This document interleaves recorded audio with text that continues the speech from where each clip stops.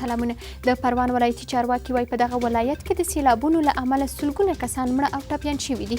د چارواکو په وینا دغه سیلابونو زرګونه کورونه ویجاړ کړي او میلیونونه افغاني زیان یې اړولی دی. پاکستان وايي د طالبانو او امریکا تړون زموږ په همکارۍ لاسلیک شو. د دغه هیواد د بهرنیو چارو وزیر د طالبانو پلاوي سره د لیدنې پر مهال ویلي چې افغان سولې پروسه کې به خپل رول ادا کوي. د بهرنیو چارو سرپرست وزیر وايي که طالبان له القاعده او نورو ترهګرو ډلو سره اړیکې پرې نه کړي نو د سولې هیڅ تړون به رامنځته نه شي. ولسمشر د استاد سیاف لیدنې لپاره پغمان ته تللی دی. ارګ وایي ولسمشر غني د استاد سیاف د پوښتنې ترڅنګ له هغه سره د هیواد د روان وضعیت او په ځانګړي ډول د سولې پروسې په اړه مفصل بحث او خبرې کړي دي. او سرچینې وایي د قانونو وزارت مخکنی سرپرست نرګس نهان د دغه وزارت له 18 نورو کسانو سره چې مرستیالان، مشاورین، رئیسان او کارمندان پکې شامل دي لوی څارنوالۍ ته د فساد په تور معرفي شوي دي.